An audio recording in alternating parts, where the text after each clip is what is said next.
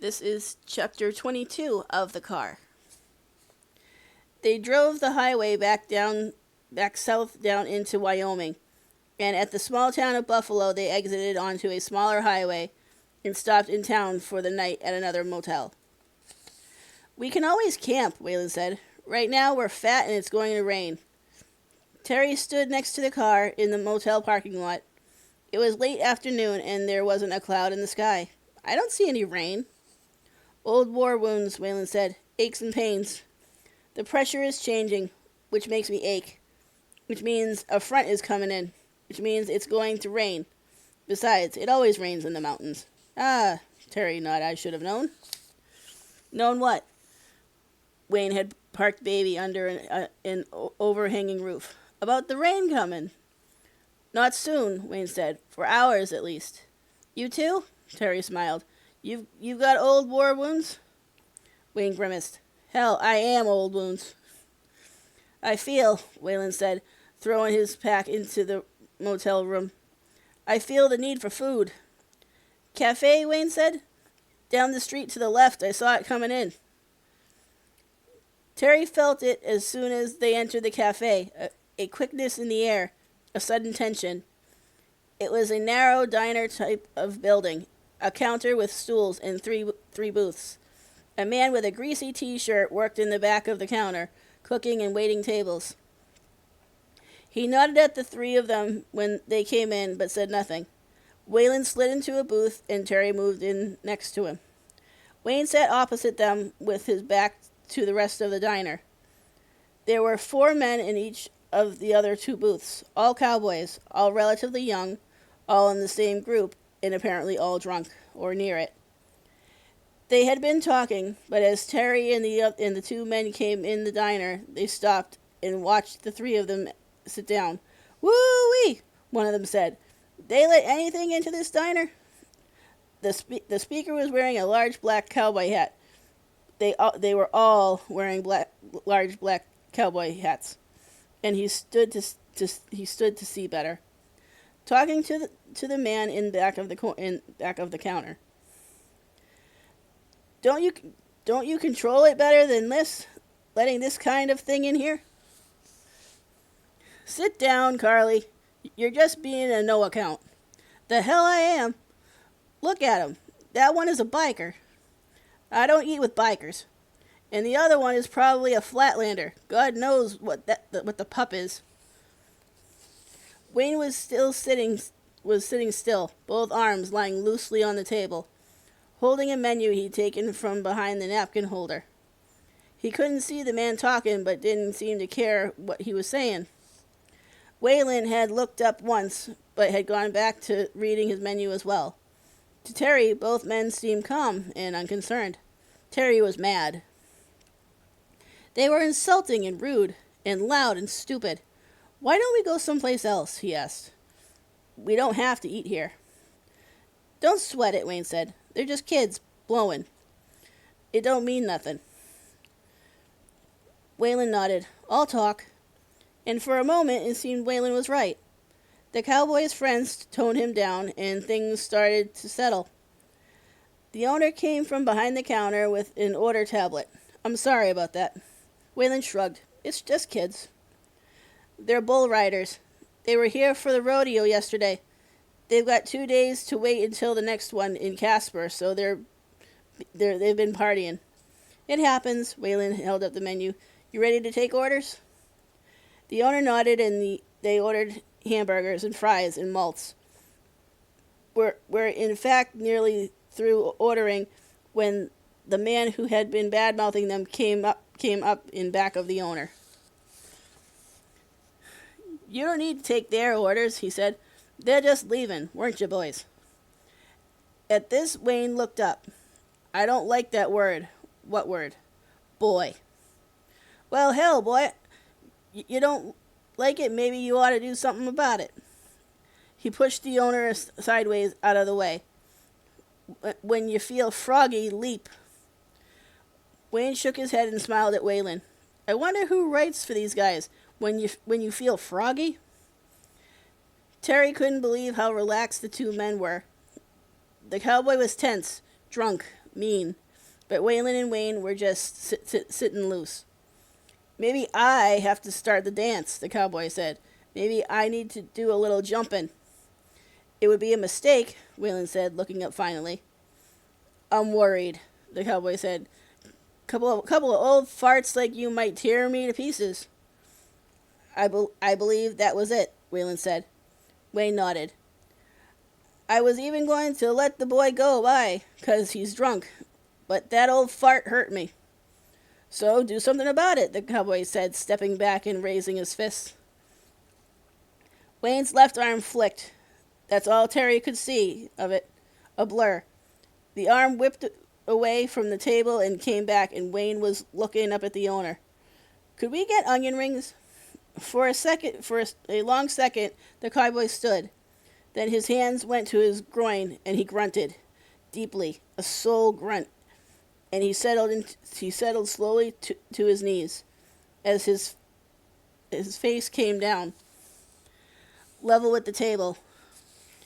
Wayne's arm flicked again, and where the cowboy's nose had been, there was suddenly a huge splash of red, like a strawberry, Terry thought, had been crushed in the center of his face.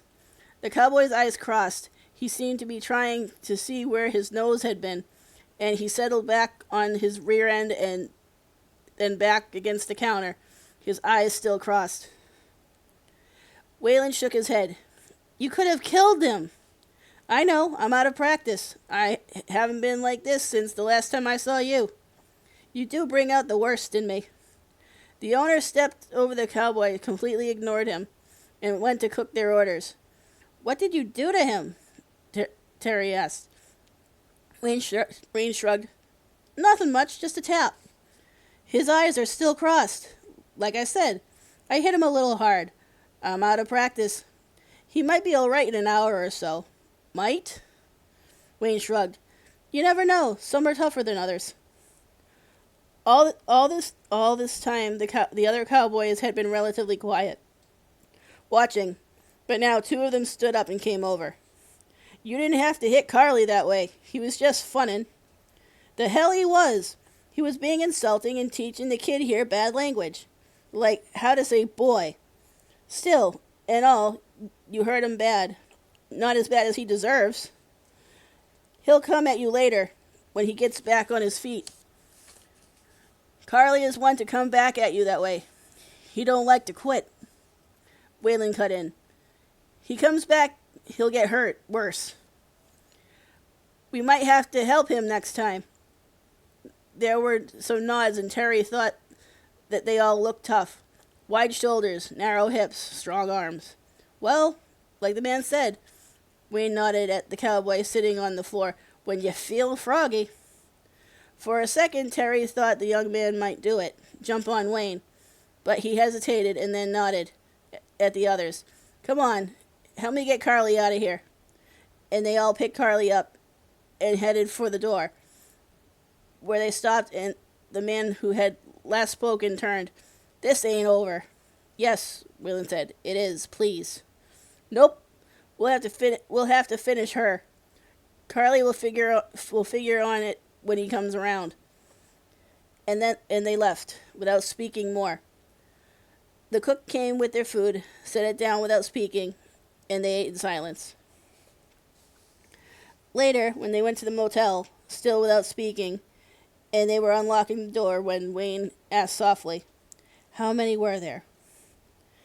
Waylon stopped with his hand on the knob of the motel door. 8. Why? Because there are 3 truckloads of cowboys sitting across the street. Might be 8 or 9 of them. They looking at us? Yes. Ah. They're going to wait and trash the car and baby when we go to sleep. I expect so. Now wait a minute. Terry had been standing with his back to the street and he turned to see the cowboys.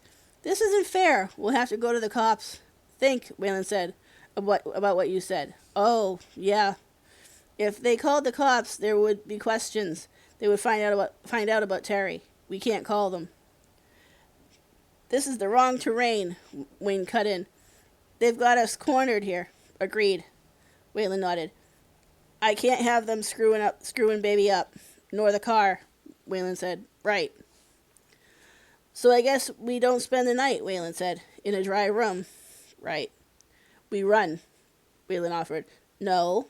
Wayne looked over his shoulder at the cowboys one more time. We seek a more defensible terrain. Terry caught him out of the corner of his eye and was surprised to see he was smiling and that Waylon was smiling as well. There were 8 men in the trucks, openly staring at them now. 8 against 2, or 2.5, Terry thought, if we count me. And these guys were smiling. Is the gas tank full on the car? Waylon asked. Terry nodded. Close, 3/4 or better. Good. He opened the door and pretended to start in, then stopped and turned. Here's how it'll play. You go back to the car and get in like you forgot something. Start the engine. Wayne will start baby at the same time, and I will drop into the passenger side. We won't have a lot of time because they'll be on us. Where are we going? Wayne shrugged. We need high ground. Just follow me and stay close. We'll head up into the mountains, where we can find a position to defend. Why don't we run away? Terry asked. I mean, wouldn't that be best? And again, the quiet look between them, and Terry realized with a shock that they didn't want to run away. But there are 8 of them. Wayne nodded and smiled at Waylon. About right, wouldn't you say? Across the street, the truck motors started, and Waylon looked at Terry. They're coming. I think it is time to execute the maneuver, but now. Terry turned and went to the cat and thought all the way. I get into this car and get her moving, and I'm not stopping to fight no matter what they say. He slid into the seat, turned the key, and the pipes jumped into life with a roar. At the same time, he heard baby fire off. The 2 vehicles defending in the small confines of the motor parking lot, and in an instant, Waylon was in the seat beside him. Drive. Waylon was looking out the side window. I think we ought to talk to them, Terry said, or at least try to run. I mean, don't you really think it would be better? Drive. Waylon pointed over Terry's shoulder, and he turned in horror to see the front end of a 3/4-ton Dodge Cummins diesel coming straight at him from the side. Now! Terry had the cat in reverse, and he pounded the accelerator and popped the clutch at the same time. Slewed the cat back and around just as the truck roared through where they had been parked. He snapped the car into low. Half floored it, worried that if he gave it all the gas, the rear end would break loose. And the cat snarled as they powered out of the parking lot and into the street. Right, Waylon said, his voice even. Right and out of town. Terry nodded but didn't say anything. The rear end broke loose where he cut right. Amazed that Wayne was already out ahead of him, the big Harley barfing so loud he could hear it over the roar of the cat. And he backed off a touch, shifted to third, then pounded his foot down. The cat leapt forward. The speedometer, he stole a quick look, seemed to jump from 30 to 60, and he caught fourth. Watched it snap into 70, then 80, 90, nudged 100, and would have climbed forward, fed by the turbo. Oh, man, he thought. Oh, man.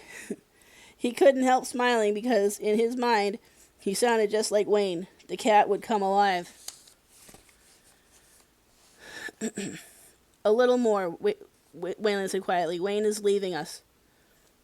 Terry couldn't believe the Harley. Wayne was pulling away from them, or was until Terry gave the cat more gas.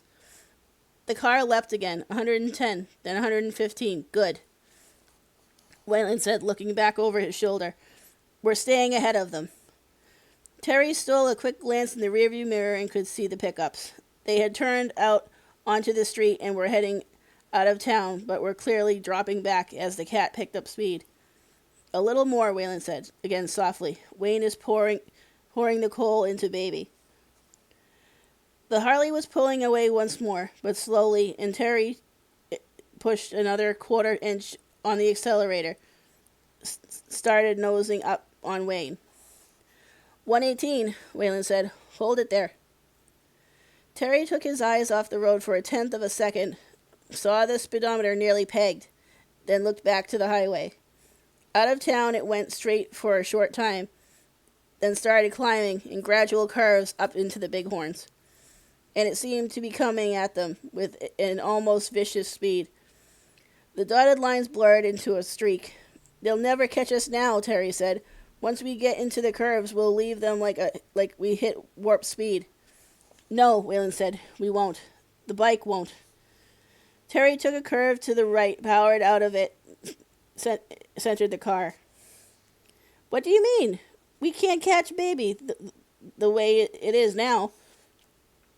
A bike can't corner with a car. As soon as it starts to get more curvy, Wayne will have to slow down. Ah, see, there he is. And he was right.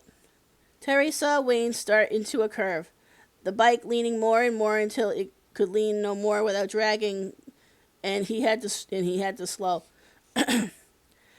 Terry backed off to match him and found the speed dropping below 100, then 90, then 80.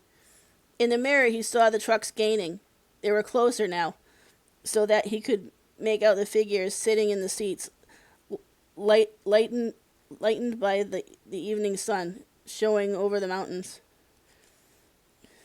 Lighted by the evening sun showing over the mountains. They're catching up. Terry pushed the gas, but had to back off as they ran up on the Harley.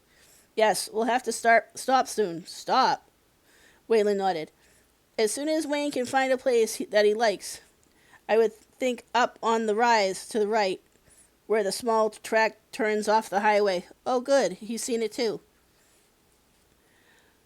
Wayne turned off the highway onto the small dirt path, going up to the rolling rise of grass. Well then, Wayland said, sighing. There it is. As good a place as any. For what? Terry asked. To stand. A person always needs a place to stand, and that's as good as any. Terry shook his head but slowed, and turned off, following Wayne up the track until he saw the Harley stop at the top, and Wayne dropped the kickstand and set off carefully to move away from the bike and wait, his arms loose at his sides. Next to the bike, slow there, and then turn and leave. Leave? Me? Why? They aren't after you. They want us. You get out of this. Head west, keep trucking. I'm not going. Of course you are. Why would you stay? Terry stopped next to the Harley. Because. Wayland smiled, jutting his chin at Wayne. We're doing this because it is the way we are. Have always been. It is our nature. Maybe because we want to do it. You don't have that problem. Now you leave. Wayland slid out of the cat, took his guitar and backpack, and nodded at Terry. Go now. No. Now. You'll be in the way. I will like hell. Just go, before you get caught up here. And it was, suddenly, too late. They had spoken too much, taken too long. In a cloud of noisy dust, the 3 pickups arrived, and the young cowboys boiled out of them. Terry had one fleeting moment of what he thought later was insanity. The thought that maybe they could talk it out. He could get out of the still running cat and talk to them and stop what he was doing, stop what was going to happen. But the men had not come to talk. Wayland put his guitar and pack down near Baby and moved to stand next to Wayne, slightly to his left and rear, and set one foot in back slightly. Wayne did the same thing, 1 foot back, and then the men were on them. Terry tried to break things down in some order, but it looked more like slow motion dancing than fighting. 4 of the 8 men were slightly ahead and came in with fists clubbed, like they were trying to chop Wayne and Wayland down. Wayne seemed to bend, push back on his rear leg, and when he came back up, one of the men was down, holding his throat. Wayland swiveled at the hips, turned on his rear leg, and his arm floated out, and another of the young men went down. His face a mass of blood, and his hands hanging at his sides. The other two hit Wayne and Wayland. Terry saw Wayland take the blow high on the right side of his head and rock with it.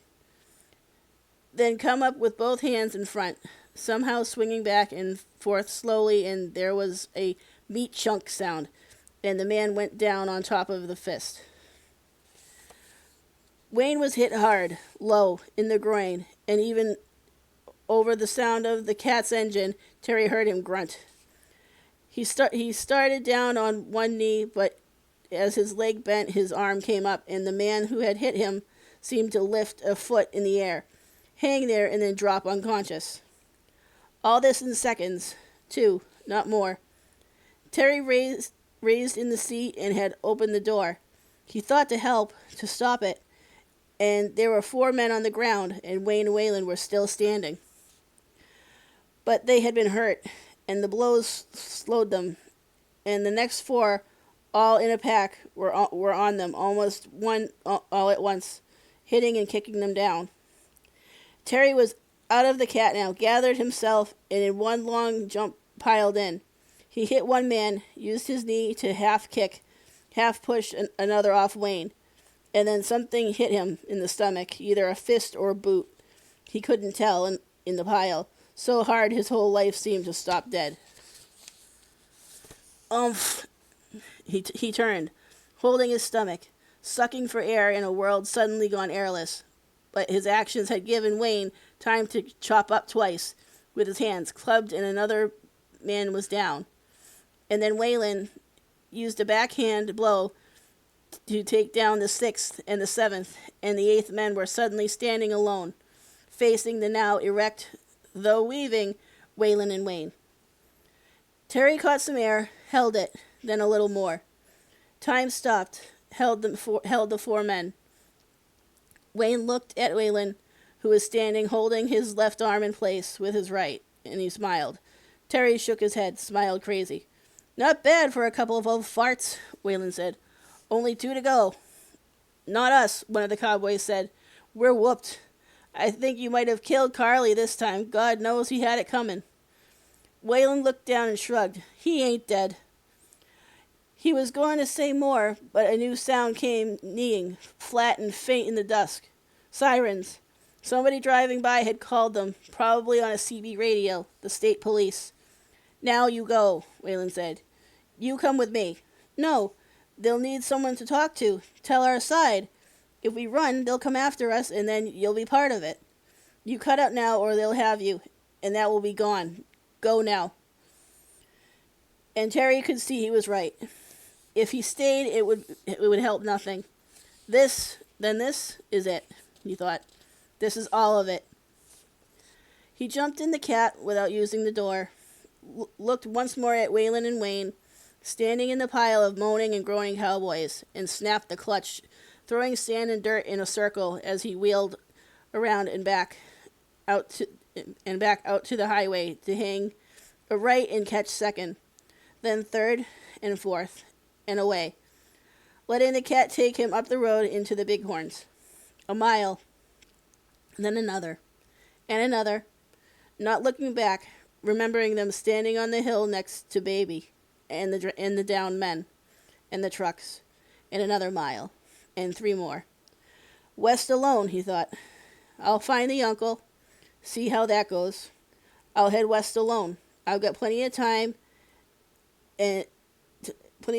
just head on out and see the country. And for a time, he actually believed it. 5 more miles passed, and he kept making his mind believe what he was thinking, but it didn't work. As if on her own, the cat slowed. Not to a stop, but came off 70, then down to 60, and 50, and 40, and 30. Cars passing him while he kept saying to himself, I'll head west alone, see the world alone. No problem. and the cat stopped. In the middle of the lane, it came to a dead stop, looking up at the Bighorn Mountains, summer snow catching the last of the evening light, and he knew then that he was lying to himself. He checked the mirror, pushed the shift into reverse, swung around, and aimed the nose back down the mountain. Let the speedometer come back to 50, 60, sliding along in the evening air. The police would take them all back to town. That's how it would play. He'd move into town and watch, sleep in the car until the police were done, and then pick them up again. It wouldn't be difficult to stay low and find them in the small town. Alone, he thought, snorting. Right. Who would teach him to truck if he went alone? Besides, they owed him a choice day since they boogered his up with the fight. He snapped the cat into fourth and let her growl before he brought her back down to the speed limit, heading back to Buffalo. If he worked it right, this wouldn't set them back more than a few hours. And that's the end of the car. This has been the Cozy Corner. Thank you for joining me, guys. Goodbye.